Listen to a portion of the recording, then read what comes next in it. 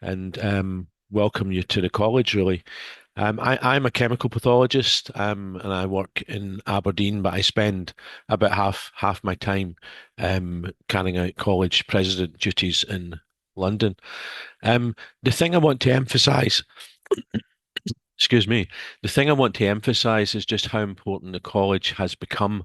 It's important for lots of stuff that you'll hear about this morning, but it's especially important as a representative of the pathology community. And that has become more and more important in recent years, especially with developments within the NHS and within government.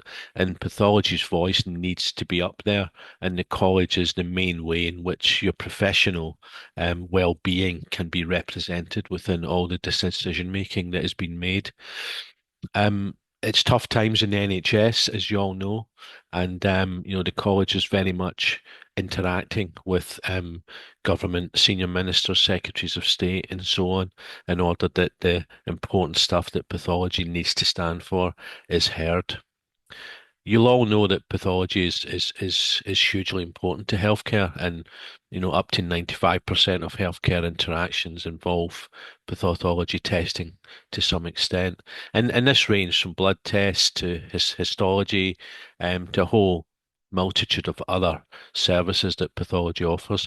And let's not forget, at least half of our college members are involved in direct clinical care, seeing patients, doing ward rounds, working in outpatients, and so on. So pathology is a much wider church than it ever has been, and it's important that, as I say, that the college represents all of that. Um, so there are 17 different disciplines in pathology. Don't ask me to name them all. I always miss one or two out. But your disciplines represented today are as important as any other.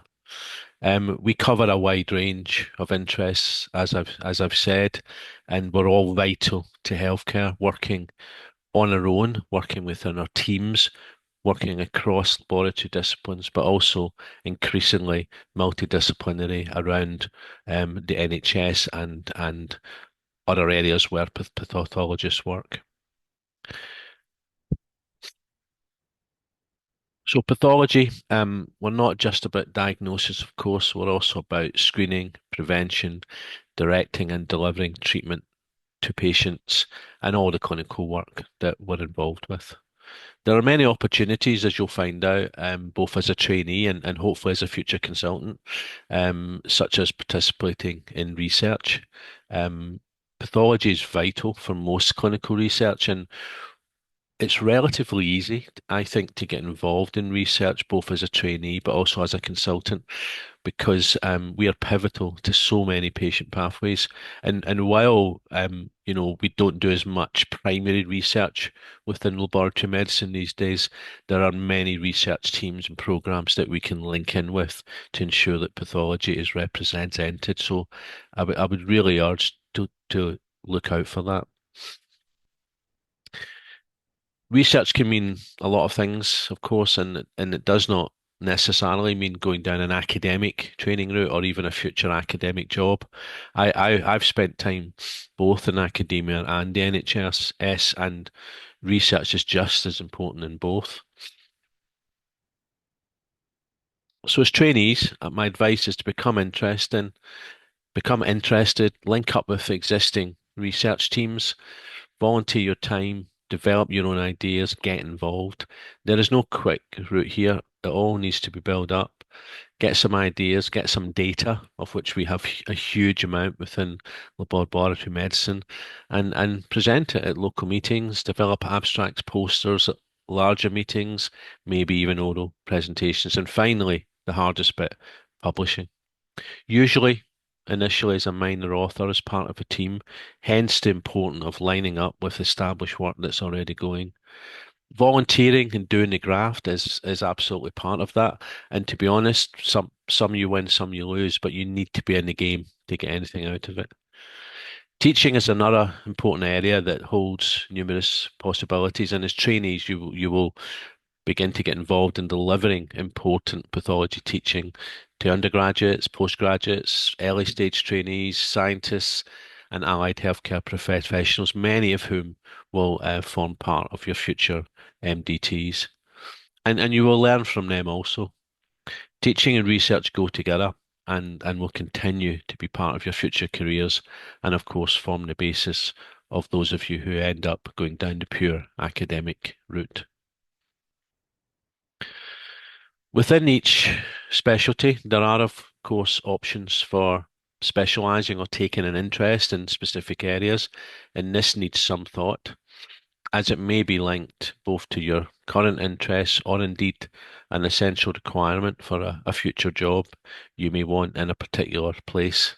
It's never too early to start thinking about that and planning for that. Every pathologist, every microbiologist, every virologist is different, and every job is different.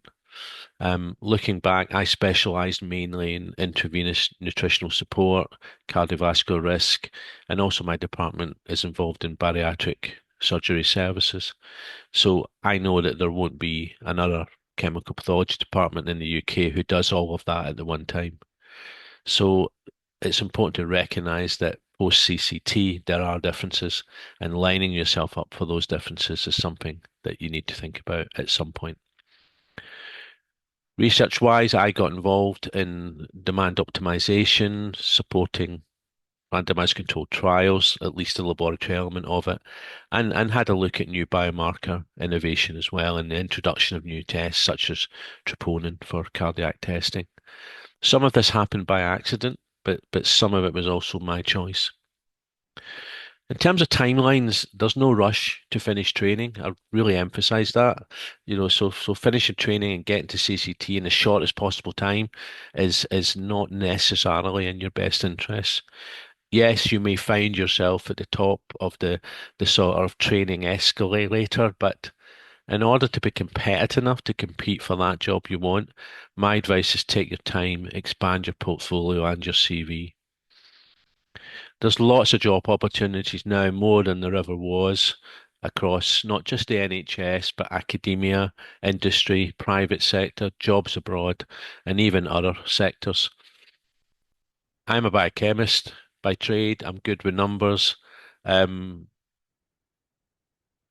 Hedge funds are after people like me, because that's the kind of people they want to attract. I would rather a biochemist don't go and work for hedge funds, of course, but clearly there are a lot of opportunities now. But don't forget, while you work hard and you get paid for that, you're costing UK taxpayers to train you. So I've always felt an obligation to at least remain within the NHS as much as is possible, and that is more important now than ever, given the challenges the country faces. The college represents pathologists, however, across not just the NHS. They represent pathologists across the private sector, industry, and even those working abroad. 23% of our trainees, of our pathologist fellows work outside the UK. Everyone's equal. Everyone is part of the college. As I'm sure you'll find out, moving from and I guess a lot of you have worked in, hard pressed general medicine for several years. You'll find that work-life balance is good. Um, Flexible working is much easier, I think, within pathology disciplines, both as a trainee and a consultant. You know, some some periods working at home or indeed anywhere is now possible with online MDTs, reporting, digital path, and so on. It does not mean we work less. It just means we have more options. So while I have not had to, for example, spend a single night in a hospital because of my job, I have chosen at times to work long hours and volunteered my own time because I want to, either to benefit me, my department, or patient care. Choosing to do it rather than having to do it, I think, makes all the difference. The college is a relatively young college, forming only in 1962. It is here to support all of our pathology specialties. That means that whatever specialty you're in the college, we're here to support you and to help you and lobby for you to have the support and resources you need to be able to provide the healthcare outputs to patients and also the training requirements that you need to get through that period. Um, As you'll know, we facilitate rather than directly deliver training. That is mostly done locally. However, we do write curricula, deliver exams, host training portfolios, and sign off CCTs at the end. We also provide many useful learning opportunities that you'll hear about later today, such as the Pathology Portal, which is an award-winning platform to assist learning and also exam prep.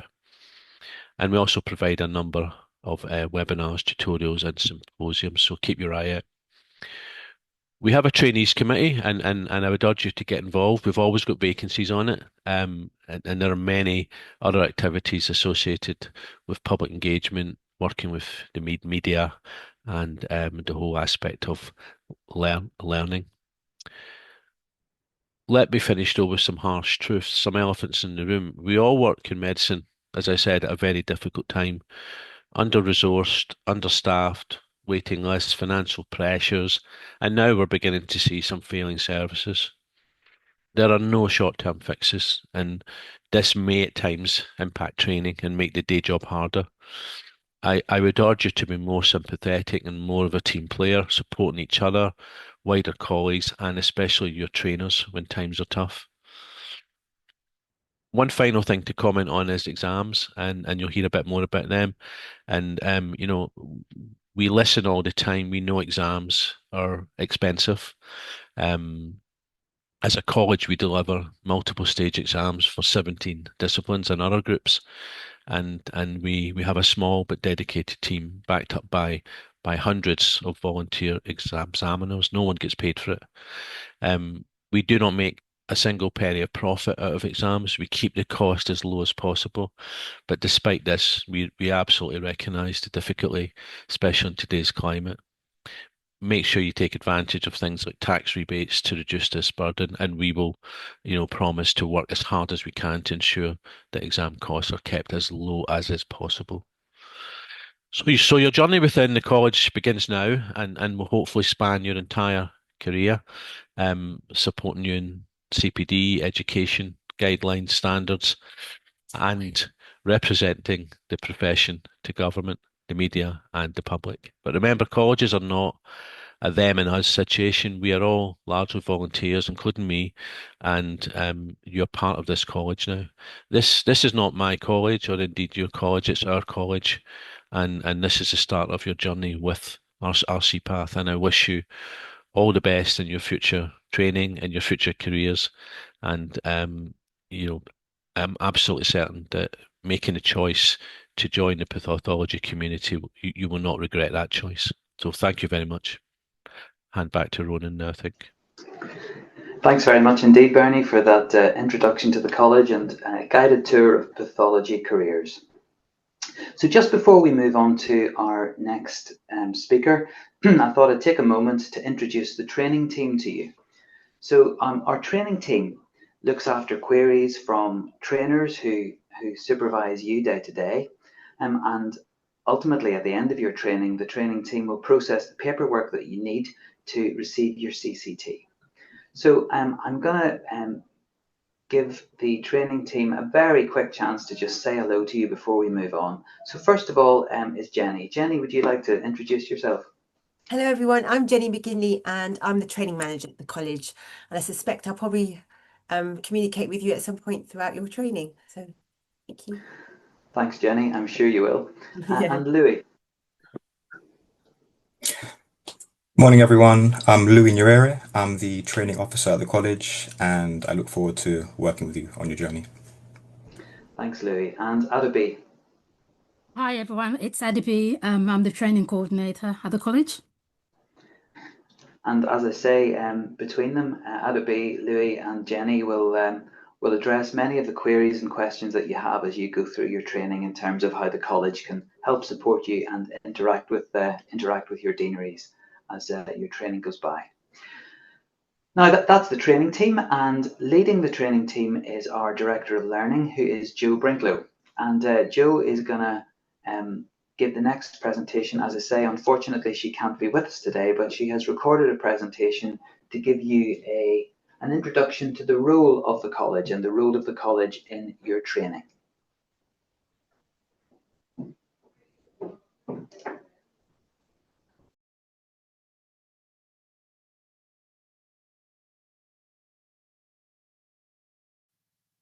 Good morning, everyone. I'm Jo Brinklow. I'm Director of Learning at the College. My role is to oversee the training, examinations, assessment and international activities here, and it's a pleasure to welcome you this morning. So I'm going to talk first a little bit about the college. I've put together a list here of all of the things that you can contact us about or access during your training. For the infection specialties, it's perhaps a little bit different. We work closely with the JRCPTB at the Royal College of Physicians because we are both closely involved in the infection curricula. But in general, you can expect to be able to access a lot of the information that you see here through the college or through the JRCPTB. Just a quick note on this page, because I don't think we have a trainee rep available to speak to you this morning, but the college does have a really active trainee advisory committee that includes representation from all of the pathology specialties. They meet at least twice a year. I think they're starting to meet occasionally in person as well, and discuss all matters related to training in the various pathology specialties. There's more information about that on the website, but do keep an eye out because they're often looking for new members, and there are other ways to be involved as well, including representing trainees in your specialty on the various college committees such as the SAC and our training committees as well. Just a quick note about the arrangements for dual trainees, and I'm hoping as you're watching this, you've managed to find your way through the mildly complex system that we have in place for infection. But if you're a dual trainee with medical microbiology or medical virology with infectious diseases, then you must register with the JRCPTB. If you're a single specialty medical microbiology or medical virology trainee, then please register with us at the college. If you're a dual trainee though, even if you've already registered with the JRCPTB, please register with us at the college as well. It's a really simple process. It's free, but it means that first of all, we know who you are, and we can send you information or contact you if there are things that we think you need to know, particularly with regard to your training. But it also means you get on various circulation lists at the college. You'll receive the college bulletin, the presidency newsletter, and so on and so forth. This screenshot just on my right is just the grabbed from the website. So if you go on the trainee registration page, you can see under that big pink box, there's a blue box there to click on that takes you through for that really simple registration process. So please make sure that you do that. For the infection specialties, all trainees, regardless of single or dual specialty and any combination of specialties, must use the JRCPTB e-portfolio. So hopefully you have been set up for that already. Your exams are run by this college though. So there'll be part 1 and part 2 exams, which we'll be hearing about later, that are run by the college. So what else does this college do? So in addition to supporting you through training, there's a huge range of activity that goes on all the way through from undergraduate and foundation doctors who might be interested in a career in pathology. We run competitions and other events to engage those individuals, really to promote the really interesting range of pathology careers that we have. We provide support for international medical graduates who want to come and train in the UK, but also work with our international partners and run different projects around the world in different areas, different specialties of pathology that are often successful and really help to establish the name of the college internationally as well. One of our big focuses at the moment is workforce. There's a lot of activity to gather evidence about the pathology workforce, but crucially to then use that evidence to make the case for additional workforce where it's required, or highlight any areas of concern, particularly for pathology specialties that are in real shortage at the moment. There's a big list here, so I'm not going to go through it. Do take a look around the website and just familiarise yourself. But the college does provide a lot of support, a lot of information that you should be able to access and that should help you all the way through your career, not just in your training, but beyond as well. This is just a bit of a screen grab from the news bit of the college website, again just to really try and demonstrate the breadth of what the college does. So you'll see on the left hand side the big blue workforce census spotlight. That was only recently published, looking at morale and well-being, and there'll be a whole series of these. As I say, workforce is a big priority for the college at the moment. I think the next one is going to be looking at training, focusing on that. So keep an eye out for that. I'm sure that will be of interest when it is published. But you'll see that there's lots of other things here as well, spotlighting the many and varied activities of the college and what it does to support pathology and pathologists. So turning to the different organisations that we work with, in addition to the JRC-PTB, one of the other organisations that we work most closely with is the General Medical Council. They regulate our curricula, our assessments and our examinations. We have to meet their standards for all of those and cannot proceed with a new curriculum or a new examination until we have achieved GMC approval. We also work closely with deaneries, so you probably, hopefully, will have heard from your deanery, will have got your NTN from your deanery already, and they will be responsible for organising and running your ARCPs, and you should be using your e-portfolio to gather all of the evidence towards that.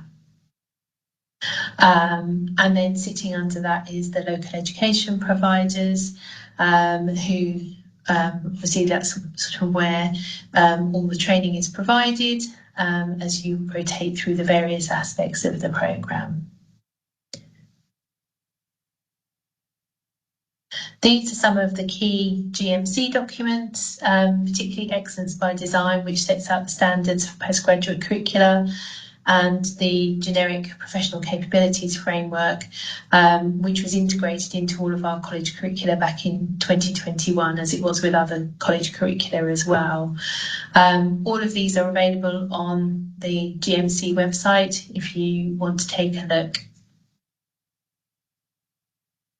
And I'm sure you've probably completed National Training Survey a couple of times already during core training, but it will continue in your infection training as well. So just a reminder to keep an eye out for that when that comes around from the GMC each year. The feedback can be quite helpful. We are trying to make it clearer, particularly for the infection specialties, about getting all of that information gathered, so that we can see, particularly for infection, what some of the key issues are and see what there is that we can do to help with that as well. So I've mentioned the deanery. The deaneries, these all sit under the statutory education bodies that I've listed on the left-hand side there. Obviously with NHS England being merged into Department of Health and Social Care next year, so that will be a slightly different arrangement. But on the right-hand side, that little bullet point list that you can see there is just an overview of the types of things that you can expect to get advice and help from the deaneries, and the types of things that they're involved in. Sometimes it can be a bit tricky, and sometimes there's a little bit of overlap between what the college does and what the deanery does. If you're ever not sure, contact us at the college, and even if it's not us, we can normally point you in the right direction about who to contact and who to speak to. Also a mention and a reminder about the Gold Guide. Again, I expect you may have had cause to have a look at this at some point during your foundation or core training, but this is really quite a helpful document.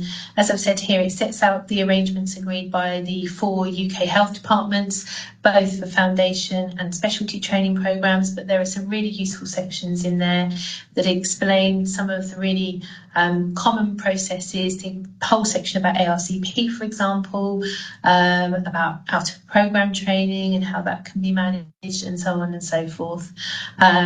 So please take a look at that if you ever have a question, or if you want to do out of programme research, for example. This is a good place to start, and then come and speak to the college too. So I put 2 of the 4 infection curricula up here. These are the 2 that we're responsible for at the college, Microbiology and Virology. These were all implemented in 2021, and we are just about to kick off a review of those 4 curricula next month. We think it will take about a year to go through that, and we've already identified quite a few areas where we would like to pay special attention, just to check that things are working as they should, and that we've got the right focus on the different parts of training as well. And there'll be opportunities at some point, I'm sure, for feedback from all stakeholders. Just a note as well about some fairly new guidance that we have put together. So this is in reference to medical microbiology or virology in particular. There will be equivalent guidance for from the JRCPTB for infectious diseases or tropical medicine training, I'm sure. But with the new curricula and the focus that there is on the capabilities in practice, we have looked at how we can recognise different periods of training towards the CCT. This could include periods of training that have been done outside of your programme. So, for example, if you've come into a GMC approved programme in microbiology or virology, but perhaps you've obtained previous training overseas, there could be an opportunity for that to be counted towards your training period. There could be opportunities if you go out of programme to undertake either training or research, to have some of that counted towards your training. And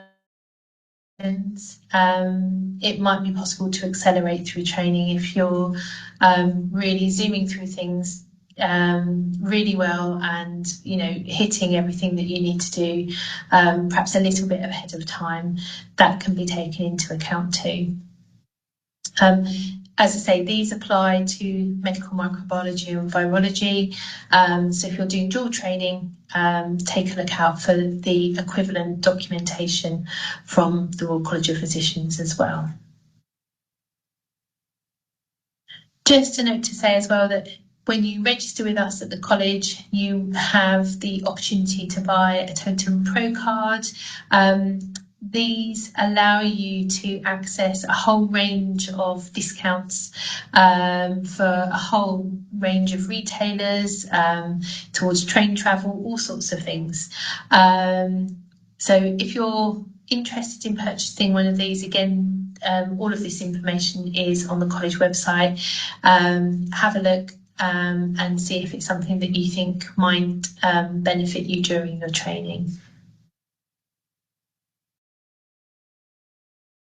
Finally, lots of information here about who to contact during training. I think, again, for anything connected to medical microbiology or virology, I've put together a little list of what those things might be there, from registering with us, curriculum, ARCP guidance, any advice connected to your training. Then contact the training team, which is just training@rcpath.org. For infectious diseases, tropical medicine or internal medicine, for those doing dual training combined with microbiology and virology, then you can contact the JRCPTB through their website. They've got a contact us page, and you just complete the box there and send them a message, and they'll get back to you. Similar method to contact them about any e-portfolio queries, although there is a whole page of FAQs on their website that hopefully will be able to answer any questions you have about the e-portfolio. You'll be hearing about the pathology portal later, but if you ever want to contact the team, their email address is there, pathologyportal@rcpath.org. And then when you come and turn your attention to the college examinations, then exams@rcpath.org is the main email address to contact the team. That's been a really quick whiz through everything to do with the college and training. I hope that's just been helpful as an introduction for you. Please don't hesitate to get in contact with us if you have any questions. And as I've said, make use of the website as a resource as well. And I wish you every luck and success with your training. Thank you.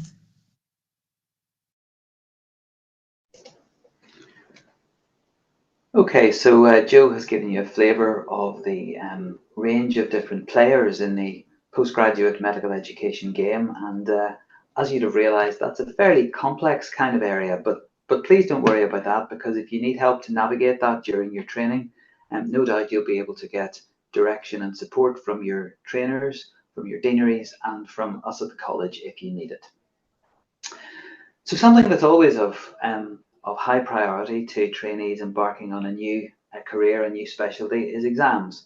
And so I'm pleased to say that our next presentation is from Professor Brian Angus, who is the lead for the Part 1 exam in infection. And so Brian's going to give you a guided tour of that exam, which I'm sure will help put your mind at rest if you're concerned about exams. So I'll hand over to you now, Brian. Thank you.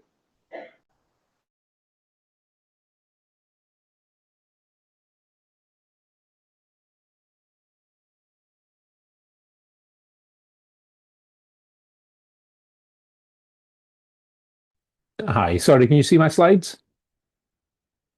Yep. Good. Let's see if I can get it to presentation. There we go. Hi, everyone. I'm Professor Brian Angus. I'm Part 1 examination lead at the moment, although I'm stepping down quite soon. I'm an infectious diseases physician. I have a CCT in acute general medicine, infectious diseases, and tropical medicine.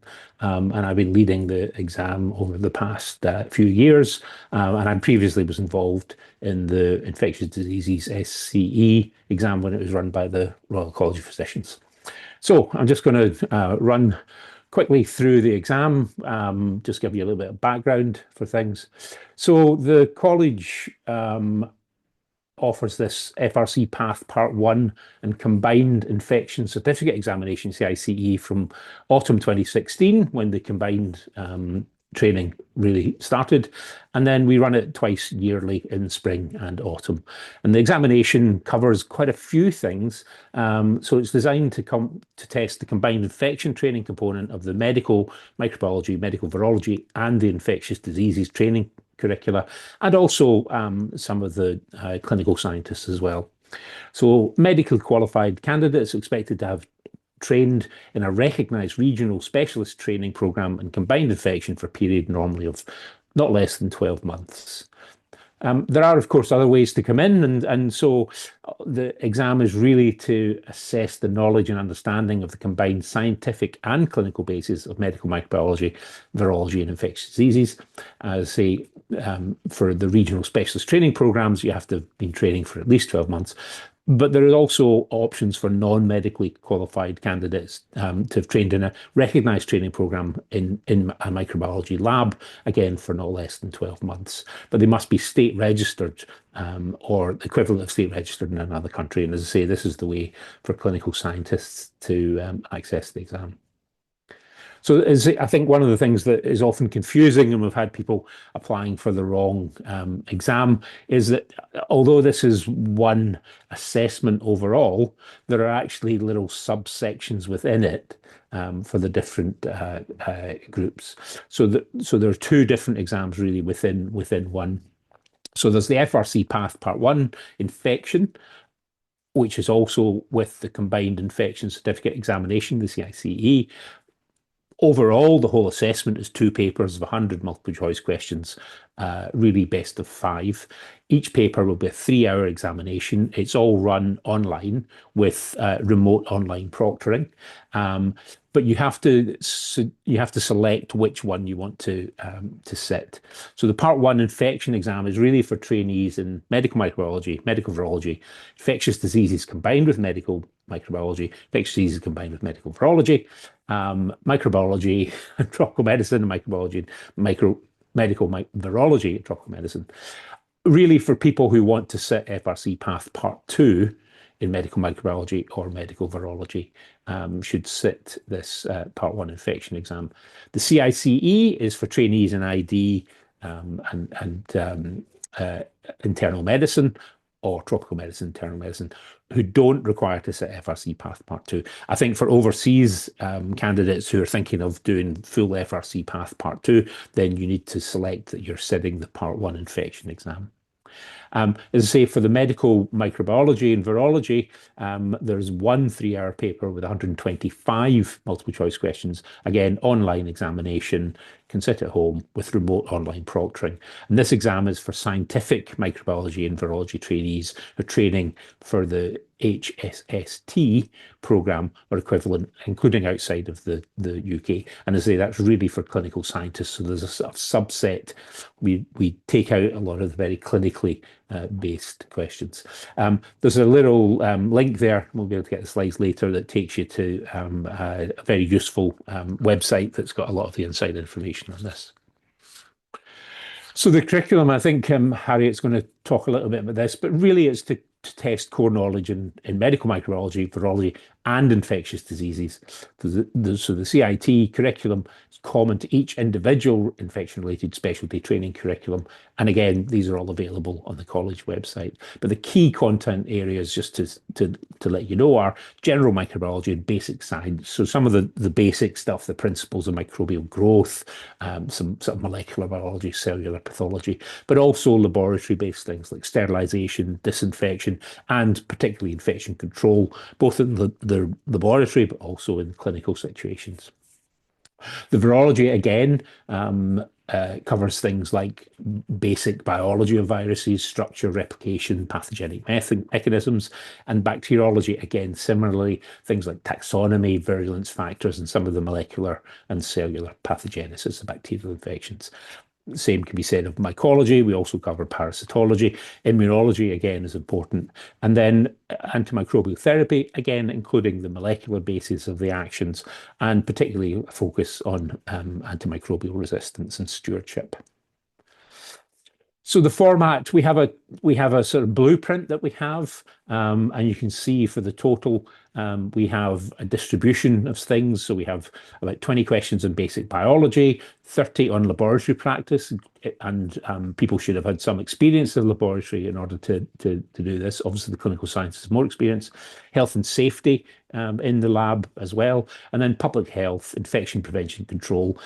Quite a big chunk on clinical syndromes, clinical presentation of infections, and then another reasonably sized chunk on antimicrobials, both prescribing and also mechanism of action.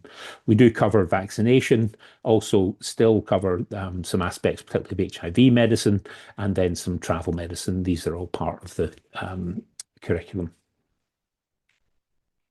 So the way we work things is that there's this objective multiple choice question examination for 2 3-hour papers in single best answer or best of 5 with computerized marking. We have representation from the different specialties in a panel who write the questions. So we have microbiologists, virologists, infectious diseases, and clinical scientists on the panel to draw up these questions. And the pass mark is set using a standard setting group with a thing we call the modified Angoff process, where the examiners decide what percentage of the just passing candidate would pass that question. So the pass mark varies a little bit from year to year, but usually was within the sort of bounds that's set by the psychometricians. So the examination results and the operation reviewed by the examiners panel twice a year before we release the results. So sort of tips for revision, really quite important to practice. Multiple choice questions, the best way to do things is to practice.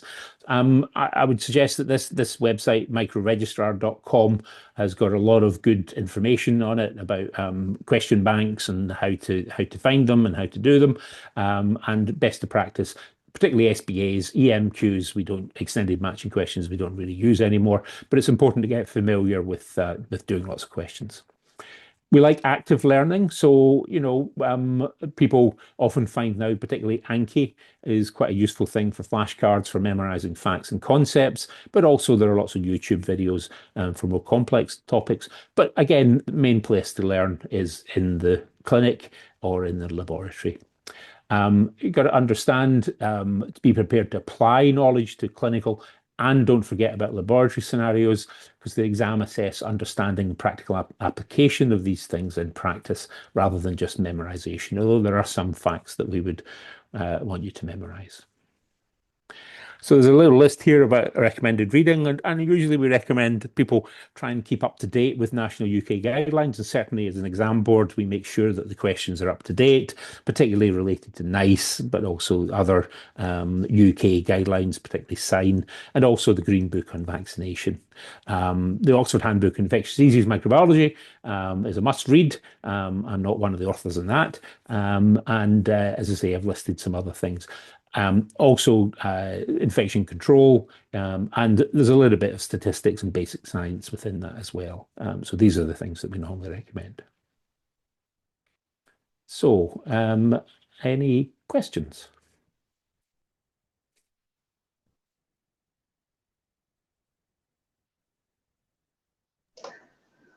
Brian, I see there was just one question come in that Jenny has typed an answer to. I'll maybe just read it out in case you're not looking at it. So it's from someone who's an academic ACF in both ID and Med Micro.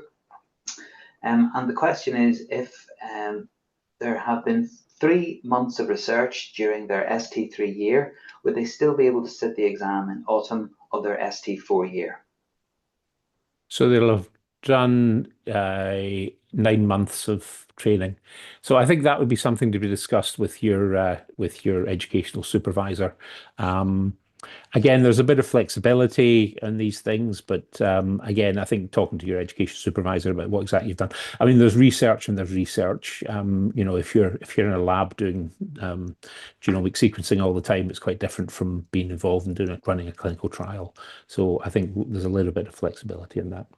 But yeah, I think the rules would not exclude that, but as you just described the exam, it covers all of the specialties, and it would be sensible to wait till you've trained in all of those specialties before you actually sit the exam. That's the thing. I mean, I think, and Bernie had sort of said, rushing through things is sometimes, it seems like a good idea, but often it isn't a good idea. So, a lot of this is about some experience as well as the book stuff as well. So you need to get that experience under your belt. Makes the exam a bit more straightforward. Great. Thanks very much, Brian. I don't see any other questions about the exams just at the minute, but maybe some of the attendees will put in some questions before we get to the end. Yeah. So that's great. Thank you. All right. So next we have a presentation from both of our co-chairs of the Medical Microbiology and Virology College Specialty Training Committee, and that's Dr. Harriet Hughes, who's a medical microbiologist, and Dr. Cariad Evans from Medical Virology. So I'm going to hand over to Harriet and Cariad and let them walk you through the infection curriculum and training program. Thanks very much, Ronan. I'll just share my screen and get to the slides. Great. Can you see the slides as a slideshow? Yes. Great, thank you. So thanks very much. So my name's Harriet Hughes. I'm an ID micro consultant in Cardiff, and I'm the TPD for microbiology in Wales. But I'm here, as Ronan has said, in capacity as co-chair for the Combined Infection Training SAC committee, which I do alongside Anne Tunbridge, who can't be here today, and she's an ID physician from Sheffield and also chairs the ID SAC. And then I co-chair the Medical Microbiology and Medical Virology RCPath Specialist Training Committee with Cariad, who is here, and I'll let her introduce herself. Thanks. Thanks. Yeah, so I'm Cariad. I'm an infectious diseases and virology consultant in Sheffield, and I'll be presenting on behalf of Anne some of the information around your training today. Thanks. Great, thank you. So we're going to talk about curriculum and training, and I just wanted to say first is that this year was the first time we sent out a welcome email to all of you. Well, we hope that you've received it, and it was sent via TPD. So if you don't think you've had that, and you'd please let us know, perhaps in the chat, and we'll try and rectify that. But hopefully you've had a little bit of information from us already via that, and also I think this talk kind of probably overlaps a little bit with some of the others, and gives you some other information around training. So we're going to talk about training pathways, going through training and what you need to do, and then Cariad's going to talk about outer program activities and research. So Joe's already talked a bit about the organisation and delivery of training, but it can be a bit confusing when we think about who is organising our training. So the way I think about it is kind of locally, you've got your training programme, which is led by your TPD, and they feed up to the head of school and then ultimately to the deaneries.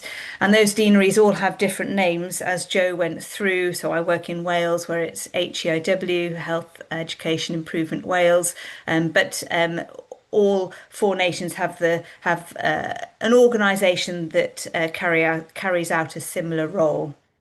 And then from a college perspective, we are a bit different in the infection specialties because we cross over different specialties, but also different colleges. So the RCPath and the RCP for training via the JRC PTB. So we have a joint national training committee where all the TPDs for CIT will attend, and that's the CIT SAC.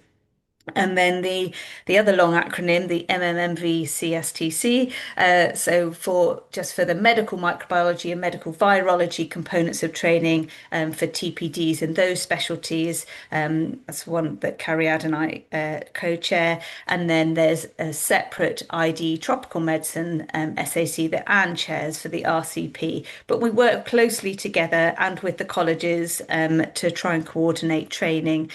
And there can be some confusion sometimes about who's making those decisions, and actually all those organisations interplay together. But essentially, there's the TPD and the head of school and the deanery route, and then there's the kind of college training committee route, and of course the GMC kind of oversees us all.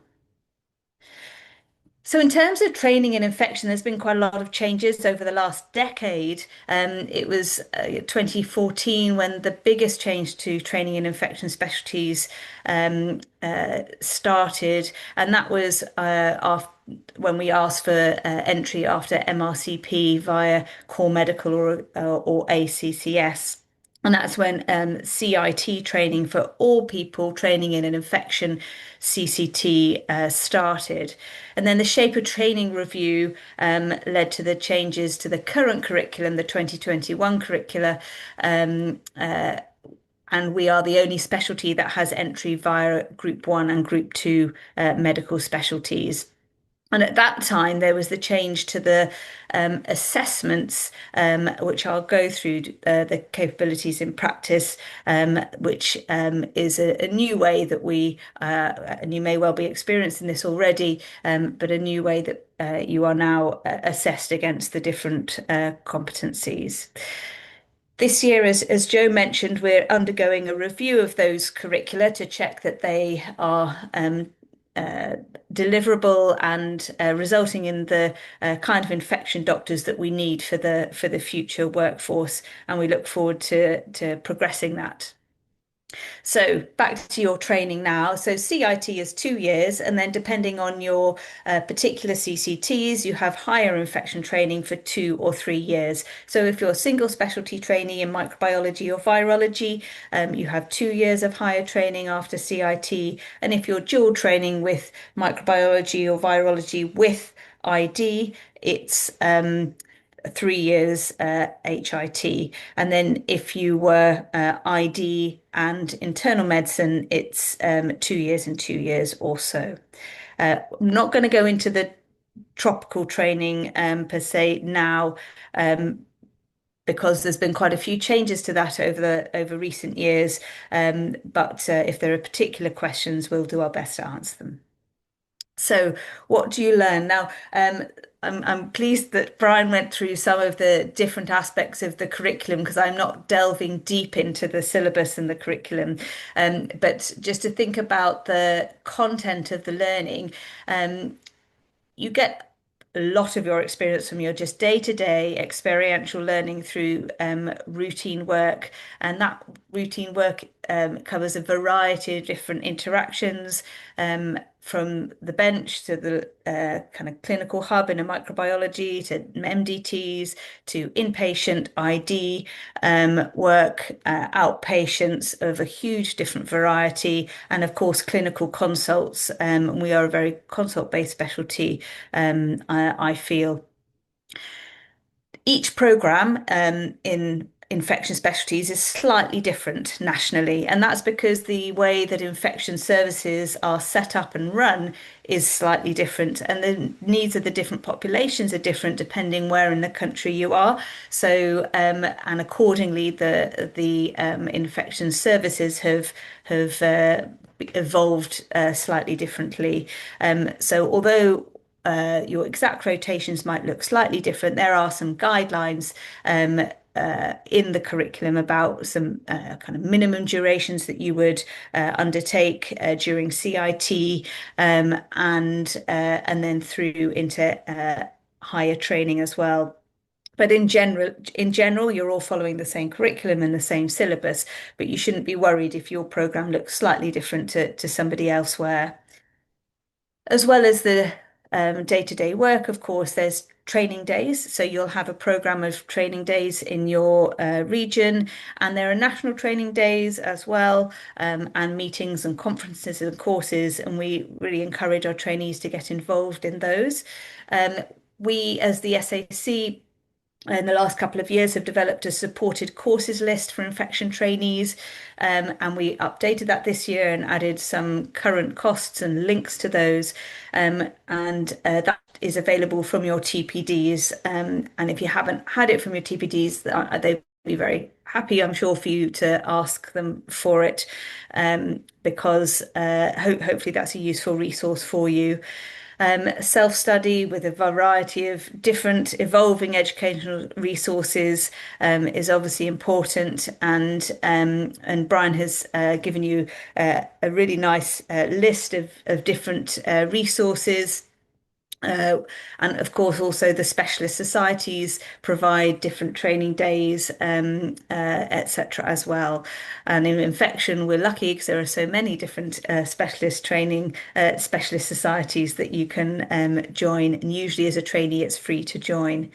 Of course, as well as your training course, you may wish to go and do something additional, and Cariad's going to go through the different OOPs outer program activities that you can do. So coming through training, so you'll be familiar, many of you will be familiar with training programs in the UK. have regular meetings with educational supervisors. It's worth at the beginning of training making yourself familiar with the curriculum and with the assessment methods and what you need to do for your end of year, so your ARCP process that happens annually, and that process. Your portfolio, your e-portfolio, hopefully you've had access to now, will be gone through by a panel, and all your different activities will be reviewed, and hopefully you will progress or have particular training needs identified and addressed. We've talked about the exam, FRC-Path Part 1 and 2. For any microbiology or virology trainees, but not for IDIM trainees, as discussed. There are optional extras, of course, so you may choose to do a master's or a diploma or HIV diploma, for instance, but those are not part of our training curriculum, and you won't see those on the ARCP decision aid. So I've put on the right of the screen there just first couple of pages of quite of the ARCP decision aid for ID and Med Micro or Virology, and I'm not going to go through all the different work-based placed assessments that you need, but it's worth us having a look at that and working out kind of what you need to do during the year. It's actually not a huge volume if you space them out, but if you only start looking at it just before your ARCP, then it is a huge amount to get done in a short space of time. So we recommend just doing it slowly through the year, and that way you'll get the most out of it. So I mentioned how assessment of competency had changed, and the capabilities in practice have been brought in. So there are 6 generic capabilities in practice which are applicable to all doctors in all specialties, and they're described in the generic professional capabilities framework. And for those, and they're listed on the right here, you are rated by yourself and also by your educational supervisor as below, meets or above expectations. And then there are 7 specialty SIPs. There is an 8th for the tropical medicine trainees as well, but for the vast majority of you, there are 7, and they're listed on the right here. And they're specific to us as specialists in infection. They relate to laboratory, clinical, and clinical tasks, and they have a different rating, and you're rated as a level of entrustment. So that depends on how independent your practice is, from direct supervision required, indirect supervision, or you're capable of independent practice, which is what you're aiming for by the time you get to the end of your training. And all of those ratings are based on the evidence that's linked in your portfolio. I wanted to highlight, though, because you'll notice that there's not much information there in those kind of fairly broad statements under the specialty SIPs, but I wanted to highlight that in the curriculum, the syllabus, there's these descriptors, and that gives you much more detail around the individual specialty SIPs. And I think sometimes with all the information that you get early on, it can be difficult. You can sometimes miss that and miss the fact that there is more detailed information available to you. So just taking that one on infection prevention and control, it gives you a much bigger list of things that you might want to think about learning. And then I was going to highlight as well on the e-portfolio, because they're also visible there, but they're easy to miss. So this is a slightly redacted screenshot of the top of an e-portfolio. So if you go to the top bar and click on the curriculum, you'll get here to the Physician Infection Specialties 2021 Capabilities in Practice under Curriculum. And then if you click on that, you get your whole list of SIPs, generic SIPs, then specialty SIPs. And this is the 3rd specialty SIP that I had on the previous page. But if you click here on the I, what you do is you end up getting all those descriptors that you can see on the screen again. And again, I think that is sometimes a tiny little button that people aren't necessarily aware of. So hopefully you find that useful and to navigate around the e-portfolio. So I mentioned about what level you're aiming for specialty SIPs, and actually, although the majority are independent practice of 4 by the end of your training, they're not for all the specialty SIPs, because the specialty SIPs apply to each of our infection specialties and are slightly more relevant to one than the other, which is why there is a difference in those. I'm not going to go through those in detail now. Just to highlight more detail, so in the microbiology and virology curricula, there is the syllabus, and that is also available for ID as a separate document via the JRC PTB website. And there's much more detail again about the kind of background. Of course, we have to remember that this is a changing field, and so we couldn't possibly make it completely inclusive. So it's just a broad brush of the type of things that you would expect to know about as you're going through training. Brian luckily has gone through this in great detail, which is fantastic. My main point was just to highlight what he's already said is please do the right part 1 infection, part 1 exam, which is part 1 infection. And that's all I'll say on that. So from my perspective, what should you do?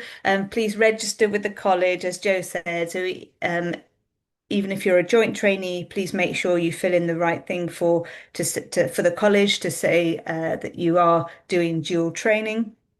If you're single training, then you need to register with us, RCPath, from the outset. Familiarise yourself with the curriculum and the decision aids and record your evidence through the year. Take advantage of all those opportunities available because there are lots, but it can seem a little bit overwhelming to start with, perhaps. Talk to your fellow trainees. And just to reiterate what was said before, it's a shame that there isn't a trainee rep here to speak to you today, but if you would like to be put in touch with the trainee rep on our SACs, then please do get in touch and we can put you in touch with them. And we'd be very happy to do that. And I know they'd be happy to answer any queries that you have. But talk to your ES, talk to your TPDs, ask questions, have a look in the Gold Guide, as was suggested by Joe, if you have particular kind of process queries. Do join the specialist societies. They'll all be delighted to have you as members, and they run good training days. They're often very good value, and also feedback to us. So we're always keen to have feedback and to know how things are going from your side, answer any queries, and also to consider, do we need to change anything? And we really look forward to working with you over the next few years, and hope you'll get involved in some way. But good luck with your different career pathways in training, and just enjoy the journey. That's the main thing. And I'm going to hand over to Cariad now, who's going to go through, first of all, I think, outer program activities. And I'm going to try and control the slides for you. Thanks, Harriet. Great. Okay. So as Harriet says, like, it's all about taking lots of opportunities, and you'll discover lots of things along the way that you feel inspired by, you want to get involved in, and you want some outer program experience. So there are lots of different outer program experiences you can have, from research to training, to career breaks, to pauses. And you will still need to have, with the research training and experience ones, have an ARCP whilst you're out of program and doing those. So the key thing with most of these, and I think is on the next slide, please, Harriet. Feel like someone quite famous, is that you need prospective approval from the deanery. Okay, and we say about 3 to 6 months. So it's really important to do that, because it's quite common to get suddenly an opportunity come across your path and you want to do it. And it can be a bit last minute, but all the paperwork and the planning and the approvals do take a long time. So if you are interested, start those conversations early, look at those opportunities quite early on, and make sure that your TPD is aware that that's something that you're interested in doing, particularly if it's research, because it will take some time to kind of navigate that pathway and get a good opportunity to do research. So you can also do some retrospective approval of capabilities gained at your next ARCP. So you can request some potential for time to count prospectively, but you need to collect that evidence as you go. So it's just to reiterate, it just needs to be quite an organised process and a planned process, and everyone's around to support you in those things.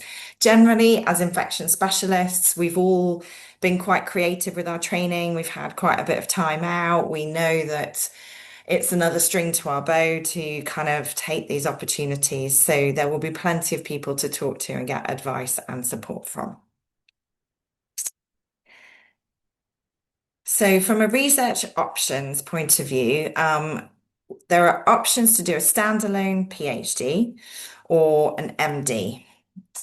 These will require local funding they won't be supported through your training programme.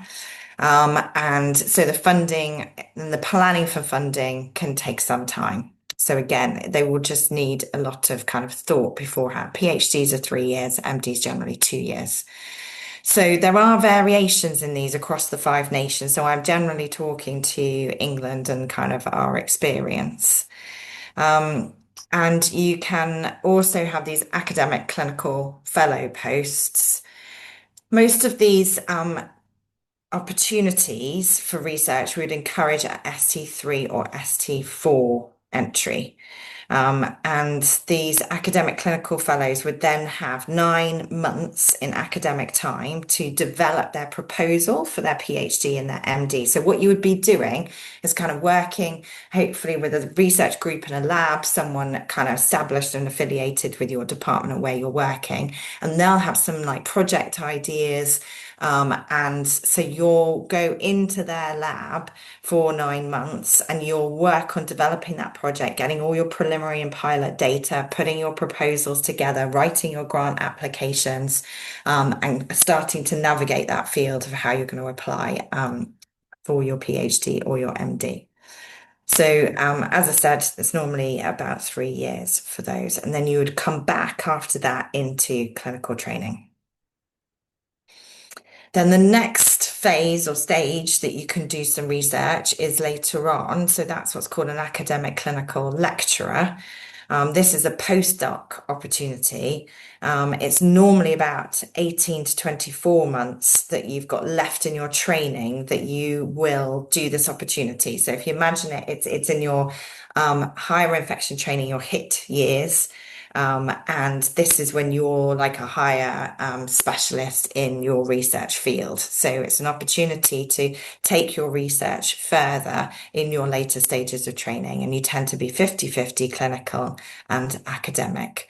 And it will double your remaining clinical time in training.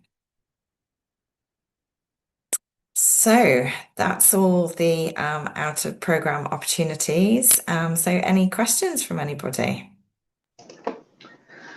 Thanks very much, Cariad and Harriet. It does look like we've got a few questions that might be relevant to the two of you. I don't know whether you can see those in the Q&A function down the bottom. Okay, well, maybe I'll read them out. So the first one is about self-directed learning time or self-development time. And the question here is, does the college suggest how often we should expect to have self-development time to cover things like administration and audits and reflections during our rotas? So this person has indicated they used to have a day per month, but they couldn't find advice for infection training. Okay.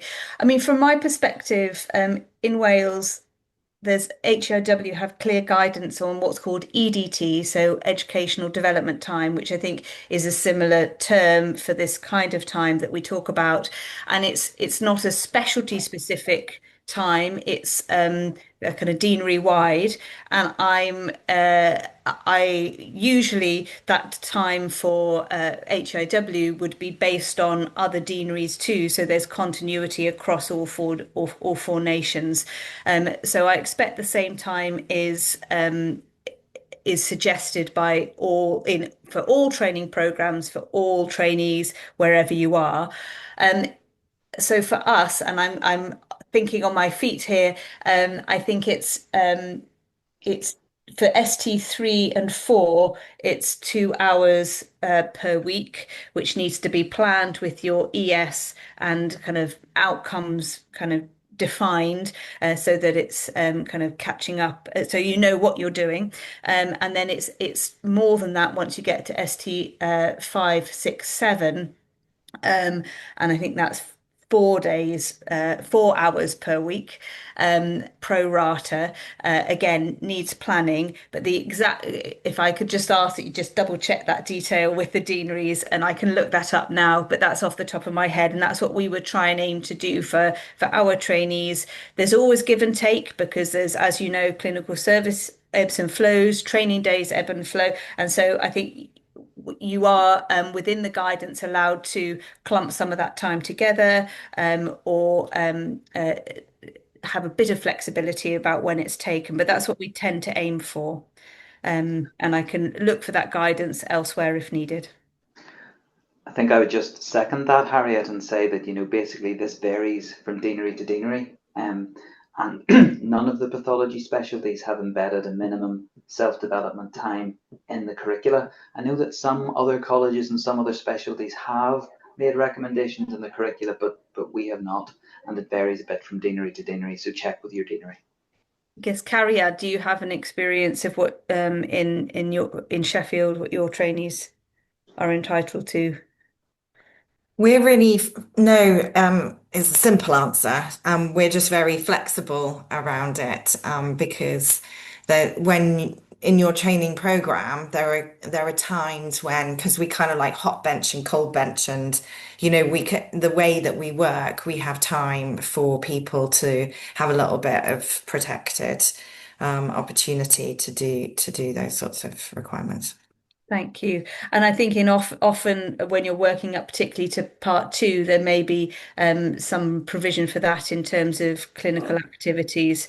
But again, probably some regional variation in that too. Okay, thanks very much, both of you. So the next question we've got here is from someone who is working as an ID/MM dual training doctor, and the question is there an option of having 3 to 4 months of experience in ID overseas to help with ID training, presumably imported infections? And the question is, does that count towards ID exposure, or is it more out of program?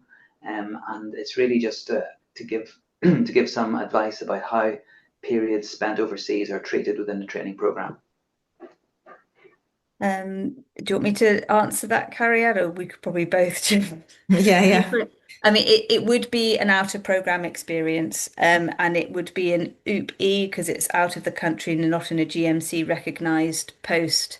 But that's not to say that none of that could count for training, because you may well develop some competencies that are directly transferable as described, so imported infections or etc. So it would depend a little bit on the post, your experiences, the evidence, etc. But really good experience. I have trainees of mine doing those kinds of activities as OOPs quite regularly, and so it doesn't count as your CIT training time, for instance, but because you do need to have that ID experience in the UK, but it's certainly all counts towards your becoming an ID or infection specialist. So all good experiences. Cariad, do you want to add anything there? Yeah, no, echoing your thoughts, and there's like BIA fellowships now as well, aren't there, and exchanges and things like that, which are amazing opportunities. But again, yeah, they're BUPs. Okay, thanks very much, both. I think that's really helpful, because what I would add to that is that I'd imagine that during your training, things will change. I think we're going to become a lot more flexible about how we count training time and how we set CCT dates. I don't think we can get into the detail of that right now, but at the minute there's a fairly specific confined structure that we have to work within, where out of program training is counted towards your CCT, out of program experience is not. But I feel as though we're becoming a lot more flexible about how we count training time and recognise capabilities gained wherever they've been gained.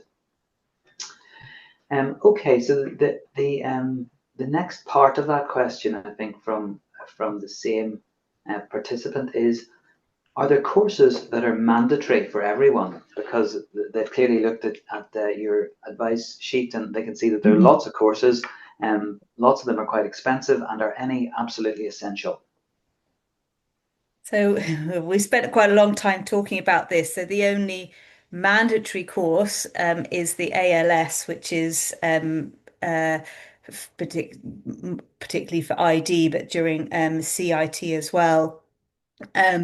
So the course list that I think I mentioned, we've got lots of interesting courses, and some of them are expensive and some of them are free. And we would always recommend going for something that was kind of better value, because we recognize that it's very challenging to stick within your study budget.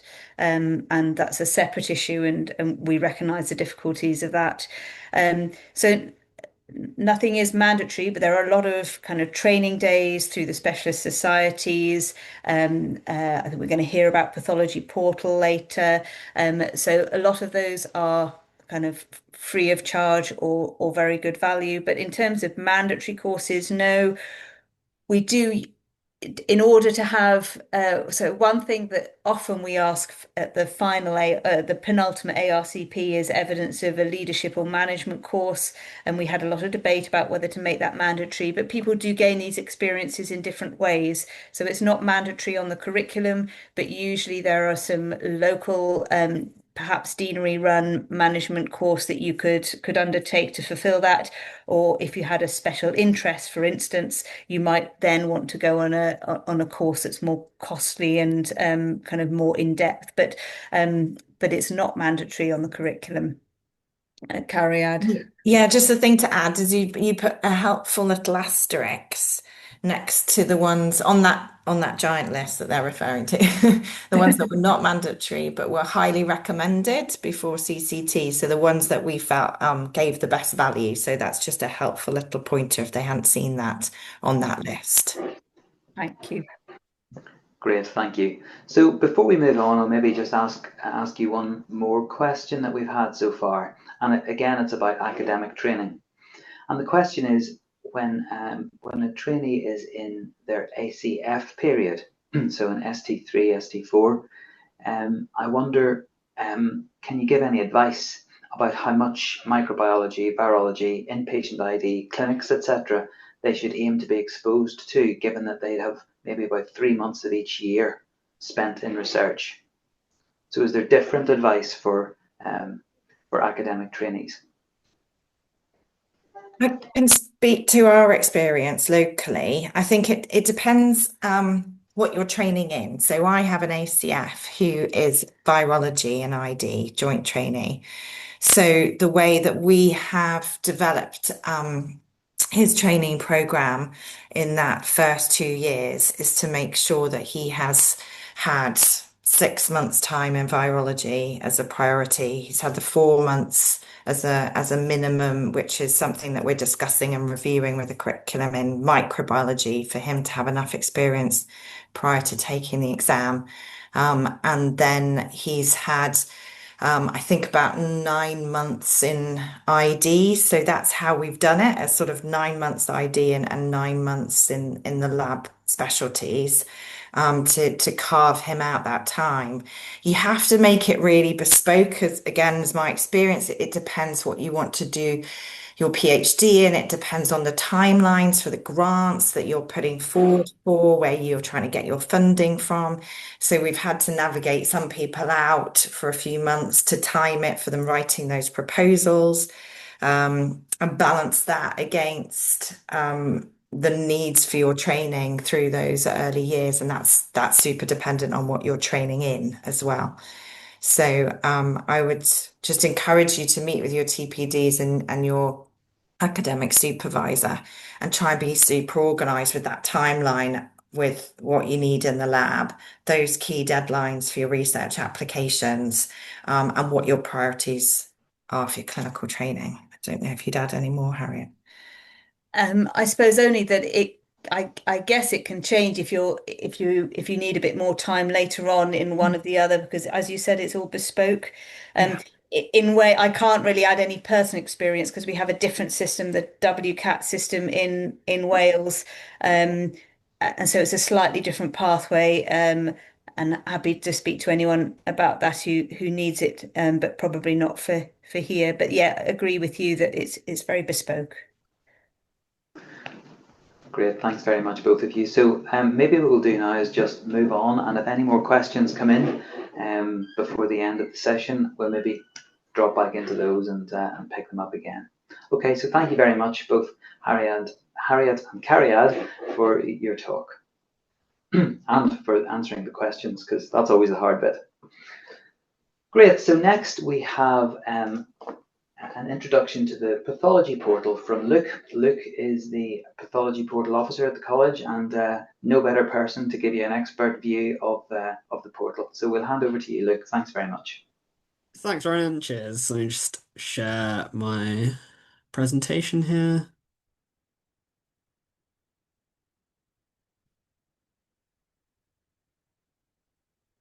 Okay, is that showing up okay for everyone? Yep. Perfect, great. So, as Ronan said, my name is Luke. I'm the Pathology Portal Officer at the college.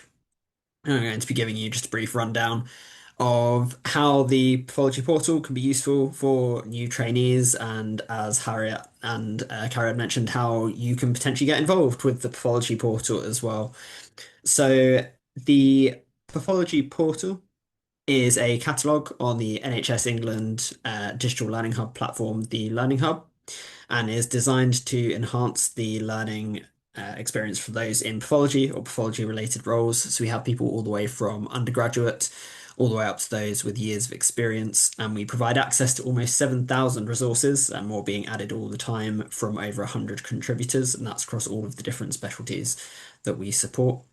To date, the resources have been launched more than 350,000 times by 6,000 users, and we've been recognised with awards from the HSJ and Healthcare Honours, and our transfusion editors have collected an award for the work that they've produced on the portal as well.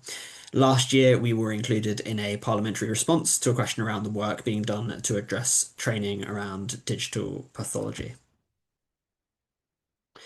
So this is the homepage of the Learning Hub where you can log in. So lots of emails are now able to self-serve and create their own accounts, including those with nhs.gov.ac, doctors.org emails. If you don't have one of those, you can get in touch with the support team, or if you're internationally based, we can support with that. It's a very simple process to get signed up. If you do have one of those self-serve emails, you can usually be up and running within a matter of minutes. If you are getting in contact with the support team because you have an email from a different source, that can usually take a couple of days depending on when you email us. And here we have the catalogues available, of which the Pathology Portal is the most accessed on the Learning Hub. So these can be bookmarked for your convenience once you've logged in. Here we have a screenshot of the folder structure for the portal. So we have all of the specialties listed. We have a really varied range of resources, but some specialties do have some more than others. We're communicating really regularly with editors and engaging with the data that we get to address gaps, find new ways to collaborate with the specialty, and to promote the work that's going into the resources. Inside these folders, there are subfolders which have been set up, and so these are designed to drill down to specific areas or specific projects that might be going on, and this will be reflected in the other overarching specialties too. So here we are going to take a look at an example of one of the cases that has been created on the portal. So here we've been provided with the clinical presentation, and some initial test results have been produced across a couple of pages. We're then asked some questions, and when you answer these questions, you'll be provided some feedback on the answers.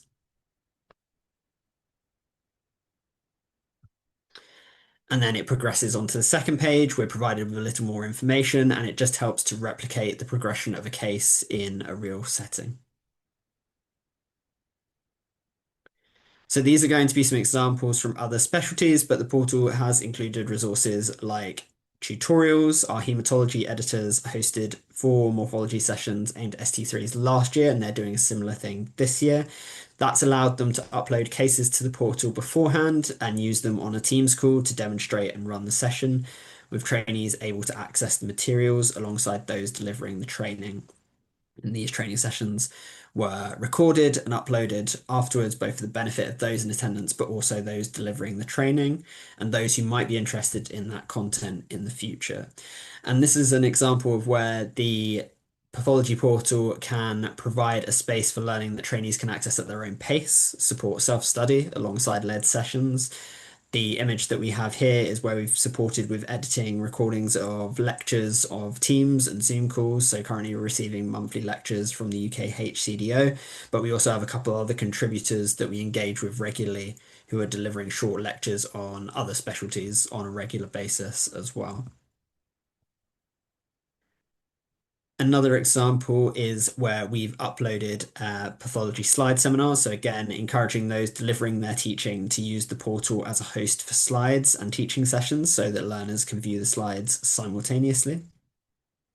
A big example was a project that we've recently finished with Professor Adrian Flanagan. I think we had around 2,500 slides, so a really big archive of soft tissue tumor content. And so we worked in collaboration with her and those teams to add the slides and educational content so that this knowledge doesn't become lost. Similarly, where we've supported international work, so Richard Byers' program in Sub-Saharan Africa, we've uploaded his slides and lectures to support work whilst he's there teaching, but again, retaining that value of that teaching so that others can access that opportunity afterwards. And it really is just a great opportunity for trainees to engage with diverse cases that they wouldn't have been able to get exposure to otherwise. Because there are so many resources, you do have a search catalog option as well that looks through several different sources, including the actual written content inside the resources, but also keywords and titles so that you can try and find information about a particular topic that you might be interested in, as well as the option to bookmark individual resources that we mentioned. You'll also find a single sign-on available from the college website under the My RCPath dropdown, where the college account can be linked with the Learning Hub account to make your access easier and be in one place. And then this is where you can get involved. So we've found that those who've integrated the portal into their training I found it really helpful. We see regular spikes around periods like exams when we do the new trainee welcome days, but also where we've done presentations at conferences or we know the portals being circulated at meetings. These slides have obviously been examples from different specialties. The team are always excited to hear how individuals might want to apply the tools if you're involved in any learning opportunities and you want to try and use the portal to support that. The support team, there's myself. I have 2 learning platform technicians who work with me as well, and we're really happy to talk through any of the things that you might want to do if you want to get involved, see how we can help you. So that might be creating structures for content, uploading or editing, or just being on the other end of an email to advise. With infection or kind of specialty as a whole, we do have a subgroup for the portal as well. So we have around a dozen members there, I want to say, who are on an email chain and meet on a, sort of semi-regular basis to discuss the work that they're doing on the portal. So there's opportunities there for you to get involved. And we are supported by a wider editorial board and community of contributors. I think we have over 100, probably getting close to 150 now, which allows us to seek out advice from others, share learning and developments with the portal, and hopefully improve the experience for everyone. So if you'd be interested in contributing content, you can get in touch with us at pathologyportal@rcpath.org and we can go from there, or if you have anything else that you need support with. We really appreciate you sharing what you've seen of the portals. If you haven't signed up, all of the information is available on the college website. We have a QR code there if you want to give any feedback as well. And thank you for your time. If anyone has any questions or would like anything answered, happy to help. Thanks very much indeed, Luke. I guess I'll just add to that the thing that I always add, which is that within your curriculum, there is a capability and practice that relates to teaching, and contributing to the pathology portal provides you with the evidence that you could use to upload to your portfolio to provide some evidence to your trainers that you have engaged with teaching. So it's just one of the ways to have something that you can upload to your portfolio, and of course it's good for the whole community of infection trainees if you've taken the trouble to add some educational content. Thanks very much, Luke. It looks like there are no immediate questions for you, but I'm going to give people a chance to just drop in any more questions for any of the panelists that they have and are maybe thinking about and are a little bit too shy to have typed in just yet. So this is your final chance to pop in a question. I can see that there had been another question from someone about seeking out-of-program research opportunities in areas where ACFs don't exist, and Cariad has typed an answer to that gives you a good steer. Something I would add to that is that sometimes if the trainers in your specialty don't do research themselves, it might be that they could put you in touch with researchers in other specialties who could help you with developing some research that's of interest to you and relevant to your own specialty. So it might be that, for example, if your microbiology or virology or ID trainers are not active in research at that time, they might put you in touch with, I don't know, a research team in critical care who are doing some infection research. So there are ways to think laterally about research opportunities. I don't see any more questions. So that's good, because it makes me think that everything's been very clear. So maybe we will wrap up slightly ahead of time. So first of all, I hope that you've found this morning's session useful. You've had some really important components of your training signposted, and I'd like to thank the panel members for coming along to share their pearls of wisdom with you. You've seen a little message from Jenny in the chat there. So Jenny would like you to follow the link. I think it's a Slido link to give some feedback on this morning's session, because we want to make sure that we adjust these webinars to make sure that they're relevant and useful for new trainees. So, I hope that after today's webinar that you feel that you understand a little bit more about the college and that you feel part of the college, because as Bernie alluded to at the start, the college isn't some kind of distant, mysterious entity. The college is comprised of people. It's a community of trainees, of fellows, and staff. So you shouldn't consider it remote or removed from you. You're very much part of it, and I hope you feel that you've made a good choice to train in a pathology specialty in infection.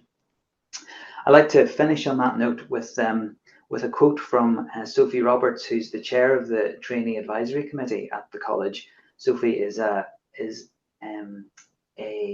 infection doctor. She is in microbiology and ID. Sophie once said in one of these webinars, when you think about the college, I would encourage you to get involved and stay connected. And that's something that I would really echo. So please look for opportunities to get involved with what the college does and stay connected with the college through your whole career. Because actually it can be very rewarding to interact with colleagues from all over the country and in lots of different specialties. So since we have no more questions, I am going to thank you all once again for coming, thank our panel members once again for coming, and I wish you every success in your training.